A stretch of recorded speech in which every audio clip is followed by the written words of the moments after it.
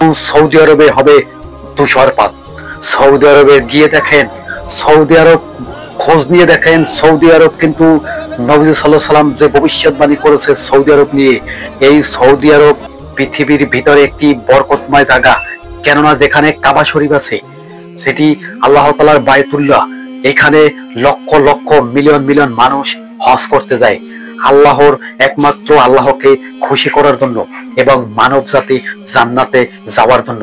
এখান থেকে যদি কোনো মানুষ হজ করে দেশে ফিরে যায়, তখন কিন্তু হাজিরা একটি কথা মাথায় রাখে, আমি না হজ করেছিলাম, আমার তো কাছে খারাপ ধরনের কোনো কাজ হবে না।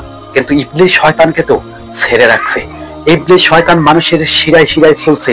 ইবলিস শয়তানের কাজ কি? আপনি যদি কোনো ভালো কাজ করতে চান, তখনই ইবলিস শয়তান বাধা দিবে। দেখুন, ফিলিস্তিনের নিরীহ মানুষের উপরে হত্যা করেছে কারা? ইবলিস শয়তান। ইবলিস শয়তানের অনুসারীরা আজকে ফিলিস্তিনের নিরীহ মানুষের উপরে অত্যাচার করেছে এবং এখনো অত্যাচার করছে। আমরা বলবো ইরানকে এই যুদ্ধটা এমন ভাবে চালিয়ে যেতে হবে যাতে নবীজি সাল্লাল্লাহু আলাইহি সাল্লাম উহুদের ময়দানে যুদ্ধ করছিল কাফেরদের সাথে, কাফেরদের পরাজয় করছিল এবং কাফেরদের পৃথিবী থেকে একবারে ধ্বংস করার পরিকল্পনা কিন্তু বাস্তবতা করছিল। অনেক মানুষ সেই উহুদের ময়দানে, এই ময়দানের ভিতরে অনেক মানুষ কিন্তু ইসলাম গ্রহণ করছে। আপনি এটি জানলে অবাক হয়ে যাবেন। ইমাম মাহদী আসার আগে এই ইরান থেকে, পূর্ব দিক থেকে কালো পতাকা গাড়ি একটি দল বাহির হবে।